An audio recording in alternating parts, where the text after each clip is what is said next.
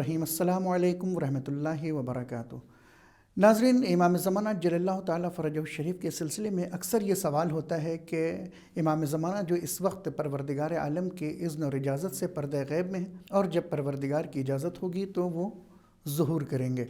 तो सवाल ये होता है कि क्या इमाम ज़माना का ज़िक्र या उनके वजूद का ज़िक्र कुरान मजीद में हुआ है या नहीं हुआ है। इस सवाल के जवाब के लिए तमहीदी तौर पर सबसे पहले हम आपके सामने ये बयान करना चाहेंगे कि कुरान मजीद ने जिन भी मसाइल को बयान किया है वो कुल्ली तौर पर बयान किया है, उनकी जुज़ियात नहीं बयान की। जुज़ियात को जानने के लिए हमें आइम्मा मासूमीन अलैहिमुस्सलातु वस्सलाम की अहादीस, उनकी रवायत की तरफ निगाह करनी पड़ेगी। तब हमें ये समझ में आएगा कि आया ये मौजू वाक़यान हमारे लिए काबिल हल है या काबिल हल नहीं है।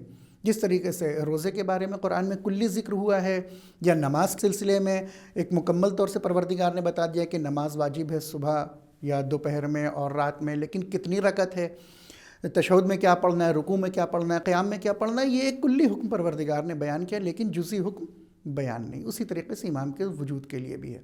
अब उस सवाल की तरफ हम दोबारा पलटते हैं कि इमाम ज़माना के वजूद को हम कुरान से कैसे साबित करें। इस सिलसिले में कुरान मजीद में दो तरह की आयात वारिद हुई हैं।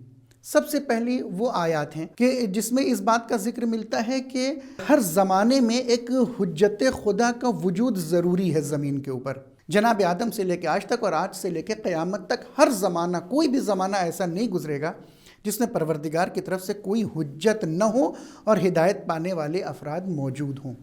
लिहाजा कुरान इरशाद फरमा रहा है कि वलिकुल्लि कौमिन हाद, हमने हर ज़माने के लिए एक हादी और रहनुमा भेजा है। अब रवायत की तरफ आए तो रवायत ये कहती है कि हर ज़माने में हमारे दरमियान में से एक हादी और रहनुमा होगा। और दूसरी तरफ अगर हम ये देखते हैं कि कुरान मजीद जैसी किताब जो हमारे दरमियान है, उसका हकीकी मुफस्सिर और मुबय्यिन हर दौर में होना ज़रूरी है। और हकीकी मुफस्सिर और मुबय्यिन वही होगा, वही तफसीर कर सकता है कि जो हकीकी आलिम दीन हो, जो हकीकी इल्म रखने वाला हो, परवरदिगार का इल्म का हामिल हो। और वो कोई नहीं सिवाय एक मासूम के कोई नहीं हो सकता कि जो हुज्जत खुदा, जो परवरदिगार की तरफ से मनसूस हो, जिसे परवरदिगार ने मासूम बनाया हो और अपना इल्म देकर हमारे दरमियान भेजा हो। लिहाजा एक आयत तो ये हो गई उस दस्ते से कि जहाँ ये बयान किया जा रहा है कि हर ज़माने में एक हादी का रहना ज़रूरी है। अब दूसरा गिरोह वो है उन आयात का है कि जिसमें इस बात को बयान किया गया है कि बहुत तवज्जो रखिएगा कि जहाँ इस बात को बयान किया गया कि ज़मीन पर जो हुकूमत होगी वो मुस्तज़फ़ीन, सितमदीदा अफराद की होगी, सालेह अफराद की होगी, मोमिनीन की होगी कि जो परवरदिगार पर ईमान रखते हैं। जैसा कि कुरान मजीद में इरशाद हो रहा है, वलक़द कतबना फ़िज़्ज़बूर मिन बअदि ज़िक्र अन्नल अर्दा यरसुहा इबादियस सालिहून, कि हमने तौरात के बाद ज़बूर में इस बात का जिक्र किया है कि ज़मीन के वारिस कौन अफराद होंगे, वो जो हमारे नेक और सालेह बंदे हैं। अब ये नेक और सालेह बंदे कौन हैं, कुरान ने तो ये बयान कर दिया।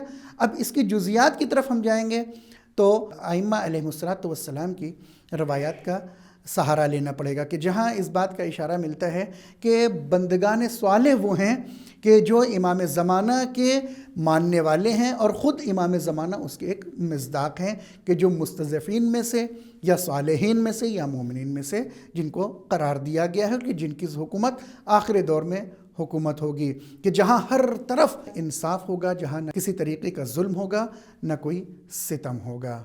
वस्सलामु अलैकुम वरहमतुल्लाहि वबरकातुहू।